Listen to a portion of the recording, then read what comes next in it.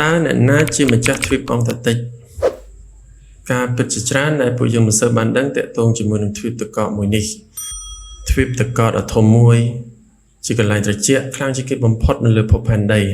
ហើយពោពេញទៅដោយរឿងរ៉ាវអាថ៌កំបាំងជាច្រើនប៉ុន្តែសំណួរគឺតើអ្នកណាជាម្ចាស់ទ្វីបអង់តាร์กติกឲ្យប្រកាសថាតើហេតុអ្វីបានជាប្រទេសមហាអំណាចជាច្រើនកំពុងតែសាងសង់ស្ថានីយ៍ស្រាវជ្រាវនៅទីនោះហើយតើអង្គតាร์กติกនឹងអាចក្លាយជាចំណុចចំលុះពិភពលោកនៅថ្ងៃអនាគតដែរឬទេនៅក្នុងវីដេអូមួយនេះផងដែរខ្ញុំនឹងនាំអារម្មណ៍អ្នកទាំងអស់គ្នាទៅកាន់ចំណុចដ៏ត្រជាក់បំផុតនៅលើភពផែនដីគឺទ្វីបអង្គតាร์กติกនេះឯងសួស្តីទាំងអស់គ្នាសូមស្វាគមន៍មកកាន់ Channel Shortcut ថ្ងៃនេះយើងនឹងស្វែងយល់អំពីទ្វីបទឹកកកដ៏ធំបំផុតរបស់ភពផែនដីនិងជាកន្លែងដែលពោពេញទៅដោយរឿងរ៉ាវអាថ៌កំបាំងជាច្រើនផងដែរហើយខ្ញុំនឹងស្រាវចម្ងល់អ្នកទាំងអស់គ្នាទាក់ទងថាតើអ្នកណាជាម្ចាស់គ្រប់គ្រងទ្វីបអង្គតាร์กติกនេះហើយតើវាអាចនឹងក្លាយជាចំណុចប្រកួតប្រជែងថ្មីសម្រាប់ពួកប្រទេសមហាអំណាចលើពិភពលោកដូចជាចិនរុស្ស៊ីនិងសហរដ្ឋអាមេរិកដែរឬទេថ្ងៃនេះយើងនឹងស្វែងយល់អំពីទ្វីបអង្គតាร์กติกនិងបកស្រាយអំពីចម្ងល់ជាច្រើនដែលបងប្អូនតែងតែឆ្ងល់អំពីទ្វីបទឹកកកមួយនេះហើយក៏ជាកន្លែងដែលពុំមានអ្នកណាដែលតាំងទីលំនៅនៅទីនោះជាចិនត្រៃនិងពោពេញទៅដោយអាថ៌កំបាំងក្រោមទឹកកកដ៏ធំសម្បើមផងដែរតើអង្គតាร์กติกគឺជាអ្វីអង្គតាร์กติกគឺជាទ្វីបដ៏ត្រជាក់បំផុតនៅលើពិភពលោកសីតុណ្ហភាពនៅទីនោះគឺមានចន្លោះអាចធ្លាក់ដល់ក្រោមដក30អង្សាសេនោះ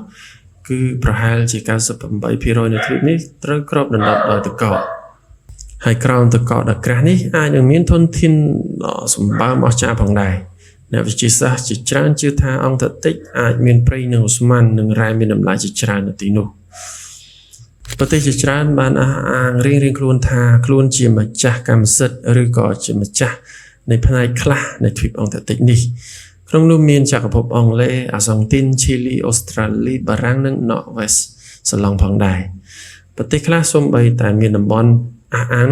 វាថែមទាំងជាតំបន់ដែលត្រួតស៊ីគ្នាទៀតផង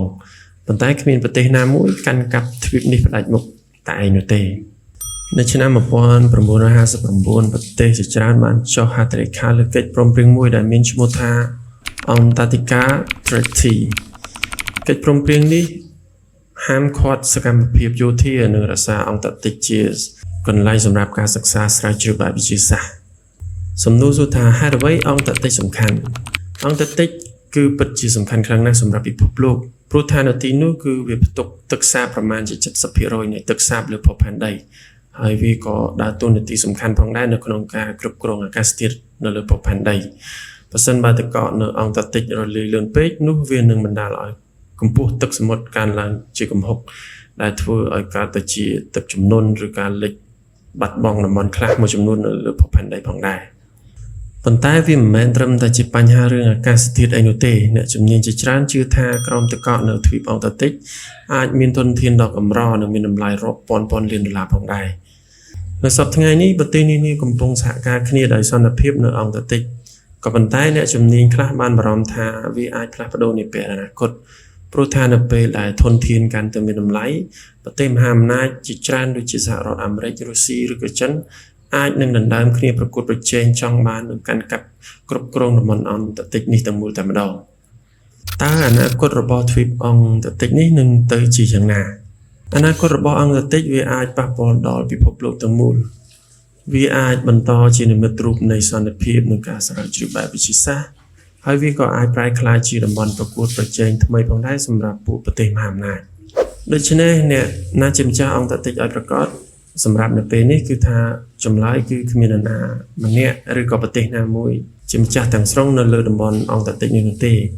ប៉ុន្តែនៅថ្ងៃអនាគតយ៉ាងណានោះក៏យើងមិនដឹងដែរតែនាពេលបច្ចុប្បន្ននេះគេសង្កេតឃើញថាមានពួកប្រទេសធំមហាអំណាចជាច្រើននៅលើលោកដែលមានដូចជាបារាំងរុស្ស៊ីចិនសហរដ្ឋអាមេរិកដែលជាពួកប្រទេសមហាអំណាចខាងសេដ្ឋកិច្ចនិងនយោបាយផងនោះបានបង្កើនការរុករកស្រាវជ្រាវជាខ្លាំងនៅលើទ្វីបទឹកកកមួយនេះហើយពួកគេហ៊ានចំណាយលុយដល់រាប់ពាន់លានដុល្លារក្នុងការសិក្សាស្រាវជ្រាវទៅលើអ្វីដែលស្ថិតនៅក្រោមផ្ទាំងទឹកកកដ៏ធំនិងក្រាស់សម្បើមរបស់ភពផែនដីមួយនេះដូច្នេះហើយពួកគេគឺមិនអាចដឹងបានទេថានៅថ្ងៃអនាគតតំបន់នេះនឹងប្រែក្លាយទៅជាយ៉ាងណាឬនឹងមានវាសនាយ៉ាងណានោះ ចឹងវីដេអូរបស់ខ្ញុំសម្រាប់ថ្ងៃនេះគឺមានតែប៉ុណ្ណឹងបើសិនជាអ្នកទាំងគ្នាចូលចិត្តមេត្តាជួយចុច like និងចុច subscribe ឲ្យ admin ម្នាក់មួយផង admin នឹងជួបអ្នកទាំងអស់គ្នានៅវីដេអូបន្តទៀតអរគុណសម្រាប់ការទស្សនា